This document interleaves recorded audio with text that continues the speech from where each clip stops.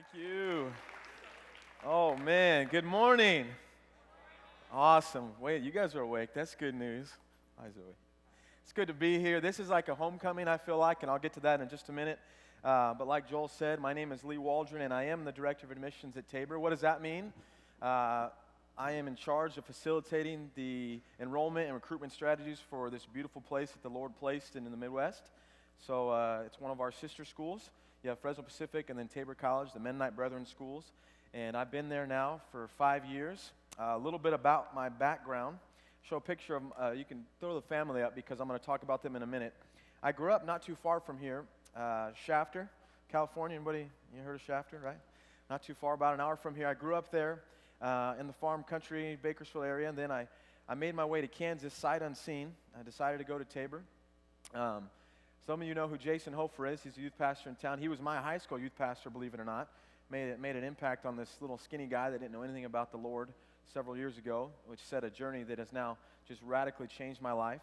I went to Tabor, played college football out there, got a degree in history, secondary education, and then after college, I did what you're supposed to do, is dabble in a few things.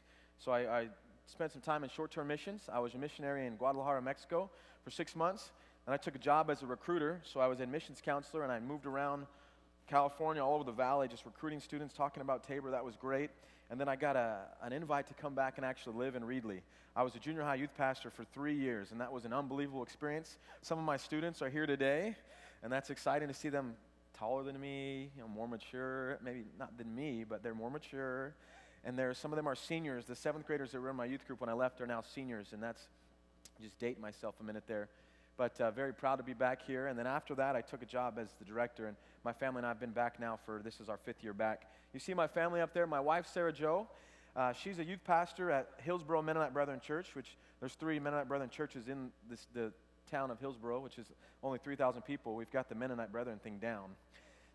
Sarah Jo has been a youth pastor for 4 years, and she teaches public speaking.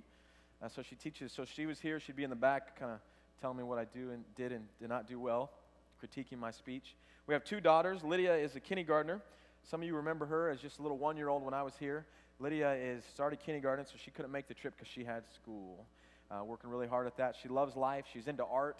She's taking violin lessons for the last 1.5 years. Really into music and just her own independence. And then the little cheeser down there, 2-year-old Penelope, she's actually in Reedley somewhere. Not sure where she's at the moment. No, I'm kidding. She's with Mr. Gertson's wife. She came out because my family's in Bakersfield, and I'm going to drop her off tomorrow or this afternoon, and she's going to spend a few days with my family while I travel around the valley. So Sweet Pea, as I like to call her, is very stubborn, trying to figure out everything on her own, including putting on sandals this morning. Took about 20 minutes too long because she wanted to do it, and she loves dogs and babies, and so if she was here, she'd probably run up here and distract us all.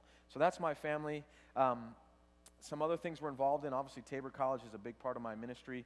So whether it's just mentoring young men, I do the play-by-play announcing for the football and basketball teams. So I'm the voice of the Blue Jays. Teach college Sunday school, and I started a ministry. Like here, there's this cross trainer, so it's a young adult ministry at the basketball court. Started that in Hillsboro as well. So we have a ministry on Sunday nights for our young men and adults in town. And so we're very busy, but it's a joy to be here with you. I absolutely would be fooling myself if I told you I didn't have a little case of the blue flu. Okay, so over the last couple of years, I've followed you, and I'm extremely proud of the success that Immanuel has had, not only on the court but off. One thing I know about this place is you have a commitment to excellence, and that's something that Tabor College takes serious as well. So you guys are committed to the arts, the academics, and as well as the athletic field. So I believe the football team is undefeated right now. Is that true? Okay. Coach Armstrong, great job. I know that the basketball team has just dominated the Valley the last couple of years. And I know there's other sports. You guys had a very successful runner last year. And so I keep track of you guys via social media and very proud to see that the Eagles are soaring high. Today we're gonna dive in here and talk a little bit about what it means to make a difference. The other thing that I think is fascinating is each person in this room, how you got here. I know Immanuel, it's not a public school. And so each of you have a different story how you got here today. And if I had the time, I'd love to hear it. But you all would be able to tell me a different reason what got you to Immanuel. That could have been an influence, could have been an interest, but something got you here, and you're here for a reason. And I believe God has a bigger purpose than just to sit and just to be. If I was to ask the room a question like, why do you think you exist? I highly doubt the room would tell me, anybody would tell me, I'm just here. I'm just here to be, just a body to breathe and eat and to function. I would hope that you'd say, no, there's something I'm here for. Maybe that would be the first step. Maybe some of you might say, no, I believe God has created me for a purpose. And if that's where I want to head towards today. And even if you're at the first step where you just can admit that you're not just here to exist, that's okay. But if you're also at the part where you're starting to think and churn about, maybe why am I here? Like God might have a plan for my life, then I want to speak to that this morning. Because we were all created by God to make a difference in the world. Ephesians 2:10, and your translation says, for we are his workmanship, created in Christ Jesus for good works, which God prepared beforehand that we should walk in them. Another translation says, God has prepared good works for you in advance. He created you to do good work. Okay, that's an important statement that we need to claim for our lives. We weren't just created to be. He created you to do something with your life, to be involved and to be a difference maker. If I had to ask your administration, what's the goal here? They wouldn't just tell me, let's hope that we can raise up students to learn the curriculum, to go to college. They would hopefully tell me, and I know that they would, that we're hoping to create a culture of difference makers, right? The same is true on my campus. We are in the business of raising up people that will go out in the world and make a difference. And where you're sitting right now, that is the exact same challenge you have on your ownership of your life, is to make a difference in the world. And if you believe that in your heart, or if at least you're thinking about that, then I want to give you a little bit of advice. Because I believe there's 3 things that you need to commit to if you're really wanting to make a difference with your life. The first is you need to be about passion. Okay, you need to be all about it. If you're going to make a difference in the world, you've absolutely got to love what you're doing, right? You've got to get up in the morning and kind of give a little, inner dance in yourself, like a theme song. When you wake up and you're saying, I'm so pumped up about life and what I'm committed to doing with my life that I'm passionate about it. Some of you are saying, oh, that's kind of elementary. But if you look at history, what happens is people start off that way, and then all of a sudden something happens, adversity happens, you have a change in your life, and then you just go into a job, or you decide to go down a path that maybe you never intended to do, and you just get stuck there. Okay, 5, 10 years go by, 20 years, and all of a sudden you're just stuck in this road, this avenue, when you really wanted something more for your life, and God wanted something more either for you as well. Remind yourself when you were in kindergarten, and remember, that's where I'm at right now with my 5-year-old. You had a lot of dreams, right? You tell your parents, I want to be this. I want to be a police officer. I want to be a teacher. I want to be a firefighter. I want to be was a key word. Right now, I live in that environment. My 5-year-old, every other week, every other month, it's something else, right? Started out, I want to be a policeman, Dad. That's great. It's great, Lydia. You go ahead. Then it started to be, I want to be, a mermaid. Okay, it's a little challenging. But you know what? I'm glad you're dreaming. And it said, I want to be a veterinarian. And then she said, I want to be a policeman mermaid. Okay, now we're really stretching it. But the point is what I love about that is I'm not going to tell her the reality of that right now, because I love that my daughter is looking to me and saying, Dad, I want to be this. She's dreaming. And I could listen to that 5-year-old tell me that, until I fall asleep every night, is that she wants to be this. She wants to be that. And you all have that same fire, and maybe some of you still have it, and you're still clinging on to it. Maybe you've tried to turn away from it, but that is you need to fuel your journey, is the being. What do you want to be? What do you want to do with your life? And God wants to hear you just as much as I want to hear my daughter. God wants to hear you tell him what you're passionate about and what you are excited about. Psalm 37:4 says, delight yourself in the Lord and he will give you the desires of your heart. See, that verse doesn't just say delight yourself in the Lord and he'll give you something. Delight yourself in the Lord and he'll give you a little bit about your heart. No, it says delight yourself in the Lord and he will give you the desires of your heart. What that means to me, and it should mean to you, is that you need to pour your heart, your passionate heart out to God and say, this is what I'm thinking about. This is what gets me excited, Lord. These are the things I can't stop thinking about. Maybe I can make a career out of that. These are the things that maybe I can do with my life, God. He wants to hear those things.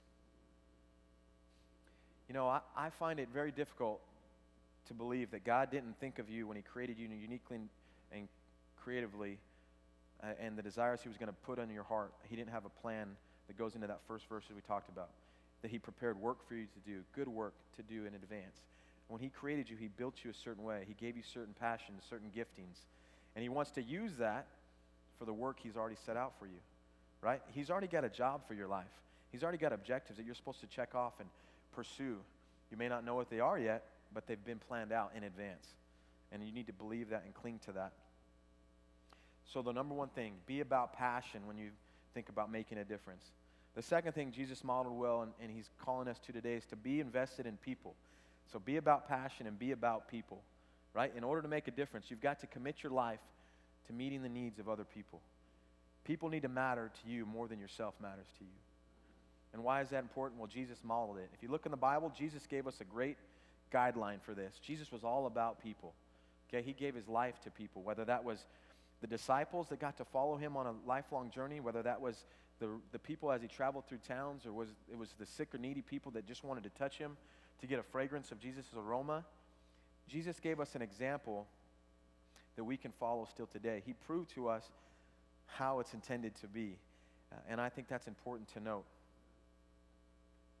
You know, think about your fondest memories. You know, you would tell me, yeah, I went here, I did that, that was a great day. But more importantly, you would probably tell me who you did those things with. Okay, so-and-so was with me. So-and-so was on that trip with me. We laughed the whole time. We went on this big trip, we did this, and we had a lot of fun. It's how we're wired. We are wired for community. We are wired for relationships. We are wired to be about people, not to be selfish, conceited. Just think about what can I get out of life type of people. Now, some of us act that way, but that's not how God drew it up. In this room, each of you has a story that has been uniquely written by God, and he's still writing it. So he's written a story in each seat that's filled today, and he's putting new chapters every day. Part of your chapter is right here at Immanuel. Maybe this is your first, second, third year. You've been here 8 years. There's chapters of your story that God is writing, and his intention was that story would be shared with other people, and that you would invest in committing to sharing it with other people. A wonderful experience I had, believe it or not, was I got the privilege to play college football. Okay, played at Tabor College, and the amount of success my teams had, no credit to myself, was unbelievable. In 4 years, we lost 9 games. We won 2 championships, made the national playoffs 3 years in a row, won a national playoff game my senior year, and finished ranked 6th in the country. Had a guy get drafted by the Green Bay Packers. All that being said, wonderful accolades. Couldn't tell you some of the scores. Maybe the one game we won the championship, that was a double overtime, but I don't remember the scores. But 2 weeks ago, they honored 3 of those teams. They brought 70 of us back that could make it. They invited all the teams. They invited us back on campus, and they gave us awards on the field and got to shake hands and hug some guys. But more importantly than those wins and those rings that my wife teases me about that I consider precious, and I keep them in a secret spot, are the memories and the relationships that I built in my time as a college football player. Talking about 100 guys that I spent a lot of time with over the course of 4 years. And those guys have become some of my closest friends. They were in my wedding. Guys that discipled me, that held me accountable. Guys that called me out when I was living outside of God's will. Guys that affirmed me when I was moving towards God's will. Guys that wrote support checks when I made decisions like to go be a missionary. Talking about college guys that they're working their first job, not making hardly anything, and they're writing $200 checks, saying, go be a missionary, Lee. We support you. We love you. Guys to this day that if I needed money right now, I could call, and at least 5 of them would write a check for me. Those are my lifelong friends, my brothers. And my experience at Tabor and playing college football was about the relationships, the community. And I hope that I had an influence in those lives just like they did me. My point in all that is saying my experience at Tabor was about more than just the involvements. It was about being about people. I'm passionate about people to begin with, but I made it a mission to invest in people's lives. And you'll never regret that. You'll never regret that. So be about passion. Be about people. And the last thing I think is very important for you to soak up is you have to be about purpose. Okay? If you want to make a difference with your life, if you're ambitious and you're dreaming about that, then you've got to commit to something that's bigger than yourself. I'm going to ask you a question that I was asked a couple years ago. What motivates you in life? You get 3 answers. You're not going to shout it out, but I want you to mull it over with inside yourself. The first thing would be, does mastery, so being the very best at something, is that what motivates you? So I want to be the best player in my sport. I want to be the best businessman. I want to be the best teacher. I want to be the best whatever you're dreaming about doing. Does that motivate you? The second thing would be, does it motivate you to have a nice salary and a great title? right? You got this, you're a director, I say that like that's important. You're a vice president, you own a company, you're the CEO, and you've got a lot of zeros behind your salary. Is that what motivates you? And the last thing is does being involved in something that has a purpose bigger than yourself, does purpose motivate you? I'll be honest, when I was sitting right here, I was thinking about the dollar sign. I was looking forward. I didn't come from much. My background, I didn't come from much, and so my desire was to go get a degree, to make a lot of money, to get a nice title so I could buy nice cars and have a nice TV, a TV, right? That was my ambition when I sat in your chair. And good thing God worked on my life. And it wasn't even HDMI back then. It was just HD. It was just TV. I wanted all these nice things. And then when I got to college, God just wrecked my life. He just wiped that clean, and he said, Lee, your life was intended to meet a need that's bigger than you. And I want you to focus on eternal purposes, not monetary, title, things of that, because those are all going to, when you die, those all go away. They're forgotten. They become a piece of paper in a data sheet. But the investment you make in people, the passion you spend committing to your life to God, and the ability you have to soak into a purpose greater than yourself will always be remembered. And so I made that my life mission. And for 14 years now, I've been committed to that. When I was in high school and I committed my life to the Lord, I signed up to be on his team. He invited me like he's invited you. Maybe some of you are still pending. Your invitation says pending because you haven't really grabbed it and said, okay, God, I'll follow you. Or maybe some of you are still committed, but you haven't really jumped into the deep end fully. And when God invited me on a journey with him, that changed everything. When he said, Lee, come with me and be a part of a journey that I'm going to invite you to do great things, it drastically changed my life. Because then I realized that my life isn't about me.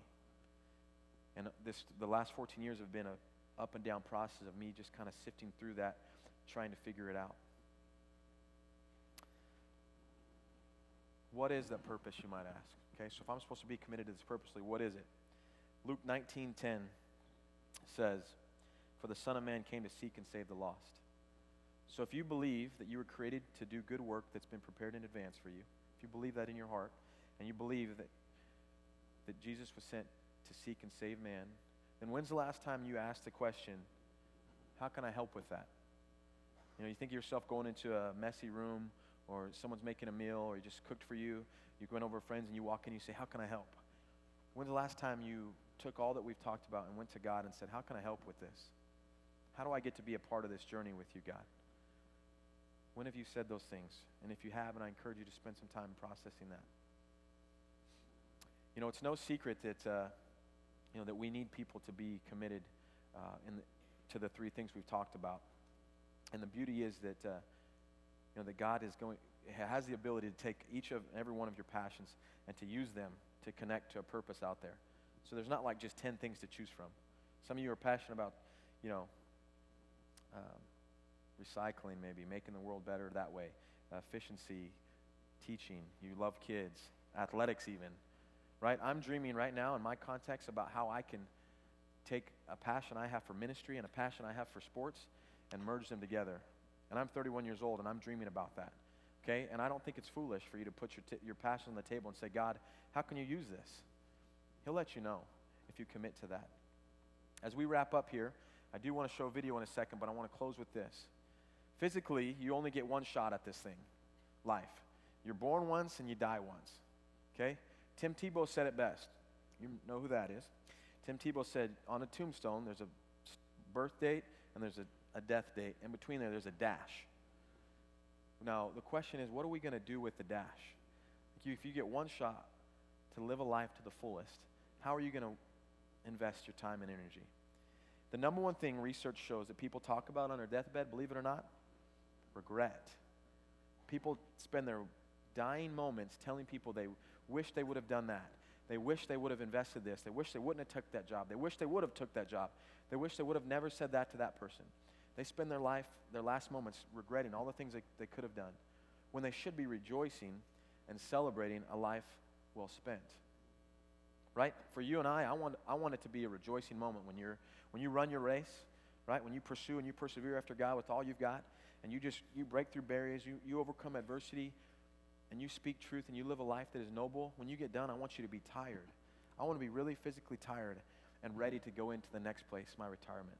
I want to go into my retirement with Jesus knowing that I gave everything I had and I had zero regrets about what I did with my life.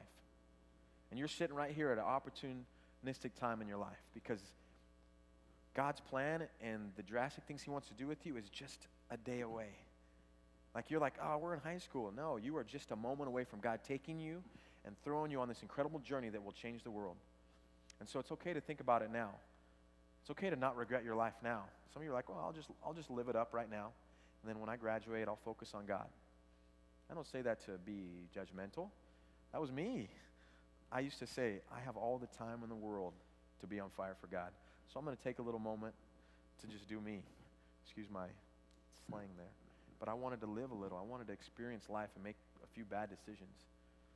I'm glad that God changed that mindset because ever since it's been a radical one of, not perfection, of pursuit about Jesus.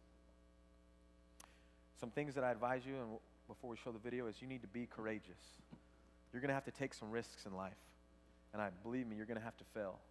And when you do, you're going to fail forward. And if you need a reminder of why we need to do these things, just watch the news. You haven't watched the news lately or read an article or looked it up on your phone? We live in a broken world. There's heartache everywhere.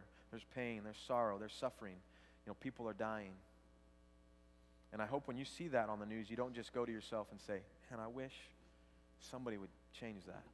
I hope somebody figures out how to, take a stand against that or make a difference there. I hope what boils inside of you is an anger, a righteous anger that says, why not me?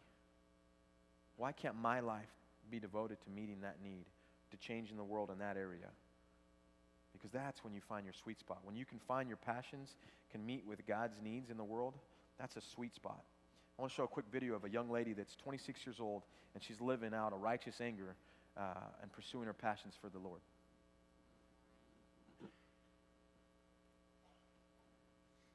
I can't explain what it was that drove me to the city, except that God said, hey, this is where you're going to be, and I continued to chase that call.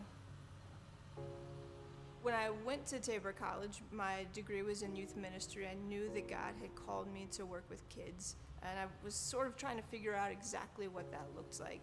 I was sitting in a chapel service at Tabor. A guest speaker had come in to talk about some urban ministries across the country, and when I heard what was happening with kids living in cardboard boxes and doing school on buses, there was this holy, righteous anger that rose up in me, and I immediately tried to figure out, how can I do something about this?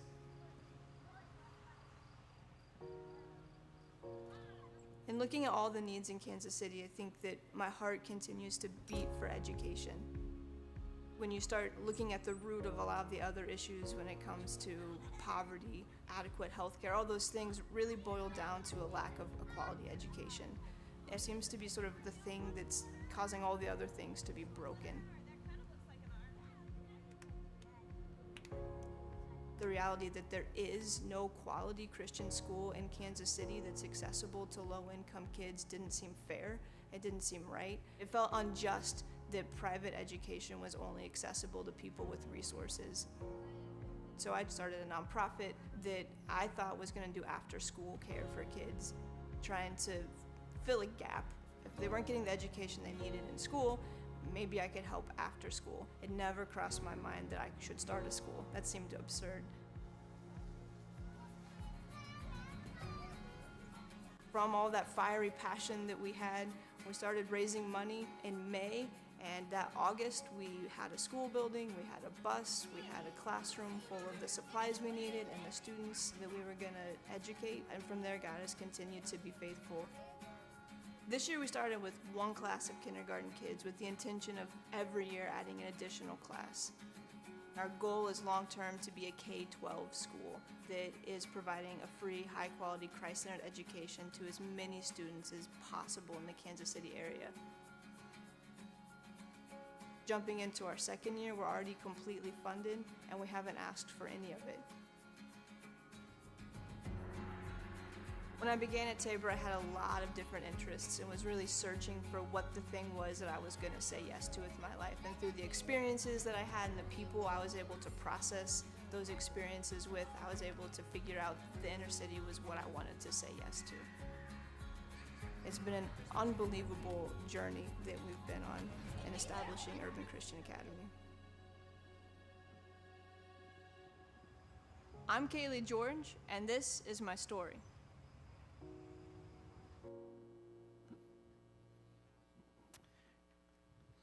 Yeah, go ahead. I'll end with this. Kaylee is 26 years old, and she asked the question, what am I going to do about this? She took a righteous anger and a passion, and she said, what am I going to do about changing the world? This is you in just a few years. My prayer for you is that you'll commit to being a person that's invested in people, passion, and a purpose that's greater than yourself. Godspeed. I'll be around this afternoon if anybody wants to know more about Tabor College. 1 o'clock in the foyer. I know you have to check in with your administrators to be a part of that. I'd love to tell you some great stories about what God's doing there, but thank you for allowing me to come speak God's word today. Have a great day.